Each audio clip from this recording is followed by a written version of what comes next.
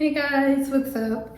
It's Kiana, aka the whole package. I don't know why I'm losing my voice, but I am.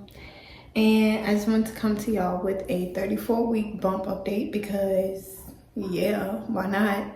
This is actually going to be one of my more detailed bump updates because a lot has been going on. Today I am 34 weeks and 2 days. Well, it's Sunday, so 3 days. But first things first, we're going to look at the bump. I did not too long ago get out of the shower and I have not moisturized it, so yeah, it's dry. But this is it.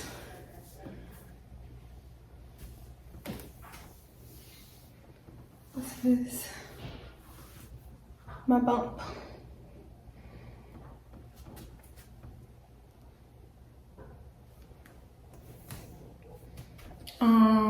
I'm not in any pain today, but I'm gonna tell y'all what's been going on this past week.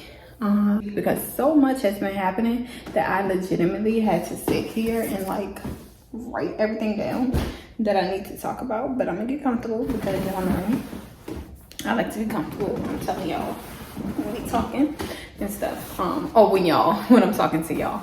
But okay, so I don't even know where to start with these because yesterday I woke up and I was like super engorged. My breasts were like rocks. These were like golf balls. They were really hard. I couldn't push them in. I couldn't do this. So I had a long day. I was driving like this so that I would not like put pressure on my armpits. Yeah. It sucked so bad. And then I contacted a doula that I met through Facebook, and she sent me a video on hand expression.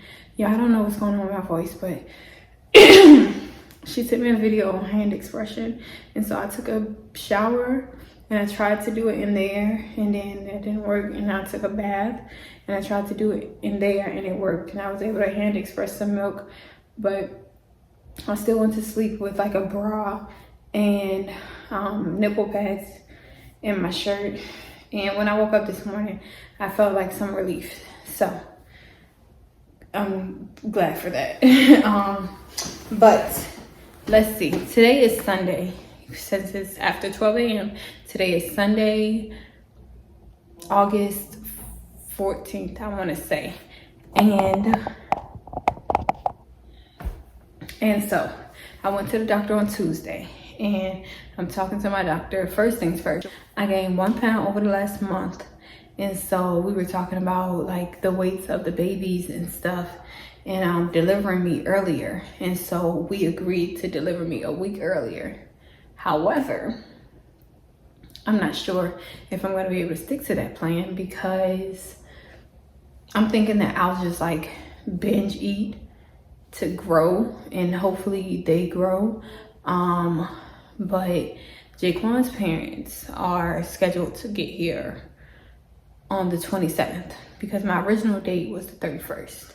And so his parents they got their flights for the 27th so they wouldn't miss the birth.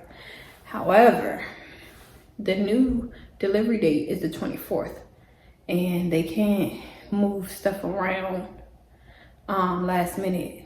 Like they can't coordinate with their jobs to move stuff around last minute to be here for the birth. And I know that these are his first children, so I don't want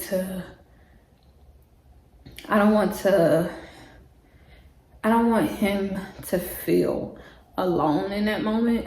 You know, I'm gonna be there. He would definitely not be alone because I'll be the one giving birth to children. But the emotional support that he's going to need, I know that I'm not gonna be able. I don't know what's wrong with my voice, but the emotional support that he's going to need, I know I'm not going to be able to give him that because I'm having a C-section. I'm going to need emotional support as well. And once you have a C-section, like you're on these medicines, the medicines have to wear off. Me knowing him, I know that he's going to need the support of his parents. So when I go back to the doctor this week, I'm going to have to tell my doctor basically like, scratch the plans that we made, and I know I'm miserable And I know that like I've been contracting, but if possible, I'm gonna try to hold them in. And so I'm gonna see what my doctor says, because he's just like ready as I am. But yeah, so that day that I went to the doctor, he sent me across to the hospital to get the steroid shots to help the baby's lungs mature. I got my first dose of that, and then 24 hours later I was set to get another one. However, after I got the first dose of the steroid shots, like after going home, after picking up the kids, going home, yeah, it all went downhill. I was having contractions, and I was trying to like get baby stuff together in here. I was trying to clean up, get baby stuff together. I was here alone with the kids. He was on the road, and I'm having contractions that are like 5 minutes apart. And I'm on the phone with my family, like my cousin, and I'm like, yeah, because these contractions are really kicking my ass, you know? And so, I'm like, okay, all right, like, so I stuck it out for like 3 hours. And they never got closer together. They were getting stronger, but they were not getting closer together. So it was like 5 minutes apart. I ended up calling the on-call doctor, and she told me to go to the hospital. So I'm like, okay, cool, let me call my mom. That's another story for another day. But eventually she came after a few hours. I drove myself very slowly, but as fast as I could, to the labor and delivery unit. And after that, basically, I was just in there contracting, and they came in, they checked my cervix. They're like, okay, no dilation. We are going to watch you and make sure you're not dilating. And the whole time I'm just in there, I'm uncomfortable, I'm crying, and like the contractions are still like 4.5, 5 minutes apart. So I'm just having them, and I'm like, okay, I need something because I can't deal with this. So they're like, okay, we're gonna give you something for pain. They gave me something called Nubain for pain. They gave me a muscle relaxer, and I was having like, every time I would feel the contraction, like I would have this like excruciating pain in my back. So that's what they gave me the muscle relaxer for. So they gave me the muscle relaxer first, and it didn't work, and I was still crying. And so that's why they gave me the Nubain, which is like a pain medicine. And so I was like, okay, you know, whatever. When I woke up, like, first of all, I didn't even know I was going to sleep. But apparently Nubain was narcotic, so they gave it to me in my IV. I woke up, and they were like, yeah, hey, how you feeling? You still contracting? I was like, yeah, I am still contracting. And they were like, how are you feeling? Because we offered you, I was apparently crying in my sleep because of the contractions.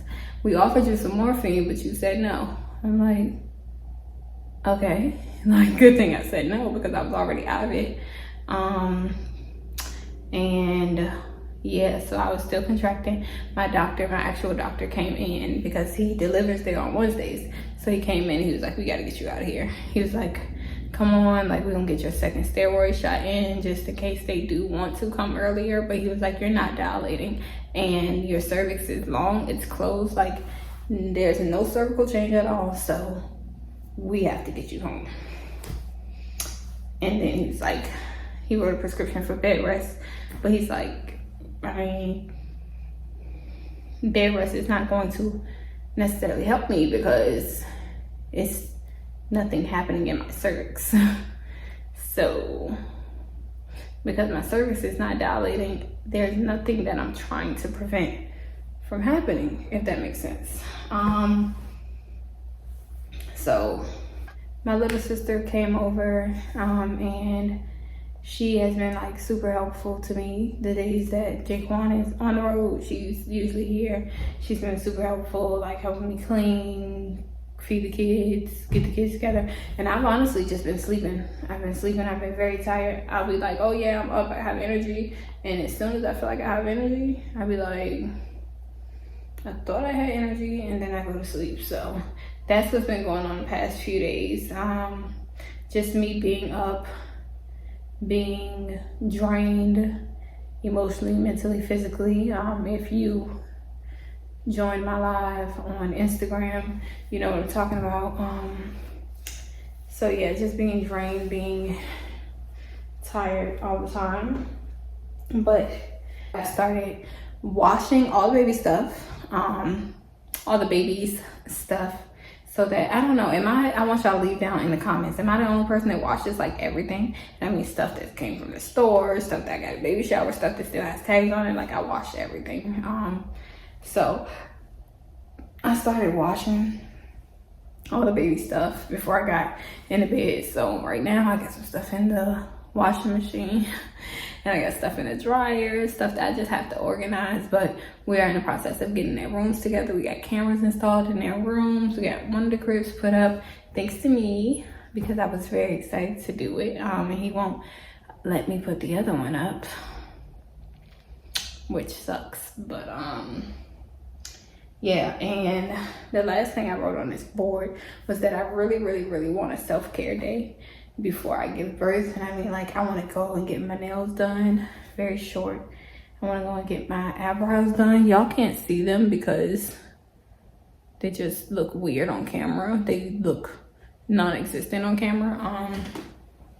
But I want to do that, and I want to go and get my feet done. So I'm gonna make those things a priority before I give birth, because I want to do something to feel like I took care of myself before I am obligated to take care of 6 other people. So yeah, but that is my very detailed pregnancy update. I don't think I have anything else to talk about. I did go live while I was in the hospital. It says 33 weeks preterm labor, or you know, prodromal labor or something like that. So y'all can go and watch that video, and upcoming videos that I have, y'all. Excuse me, I've been trying to upload a video every week. So I have a what's in my hospital bag video coming up. Hopefully I'll be able to record that before the weekend is over. And then I'm gonna do like a get ready. The acid reflux is real. I'm gonna do like a get ready with me, but like 4th C-section edition, because the night before the C-section, I have to like shower with a specific soap. I gotta do X, Y, and Z, and then I know I'm gonna have to be at the hospital at like 4 a.m. if I change it back to the original date and time. So that's that.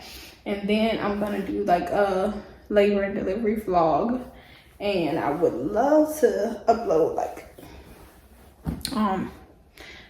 me in the operating room and stuff like that, but sometimes the nurses and the anesthesiologists are like super anal, so I don't know. But over the next few weeks, these are videos that I'm gonna be uploading.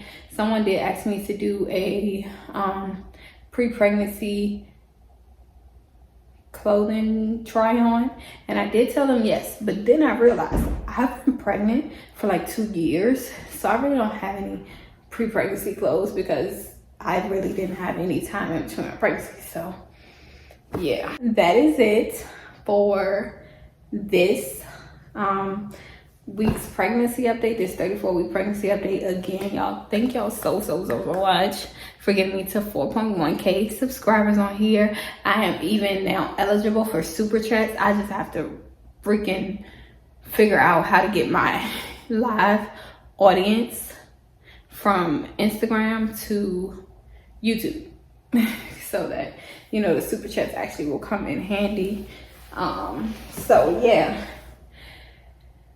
that's all I have to say. I just want to say, if y'all have made it this far in this video, thank you so much for your support. Don't forget to like, comment, and subscribe. Hit that post notification button so you be notified every time I go live, every time I post a video, every time I even post a little post on here. Y'all won't miss it. I don't want y'all to miss the babies. I still don't know how I'm gonna show the babies to y'all. Like, I was thinking about doing something exclusive where I did like a close friends on my family page on Instagram, but I don't know yet. So I know it's gonna be something special, because like they are special to me. And so yeah, but I'm out of here, y'all. I'm about to go to bed if he's not gonna make me any ramen. I'ma just go to bed. And I will see y'all on the flip side.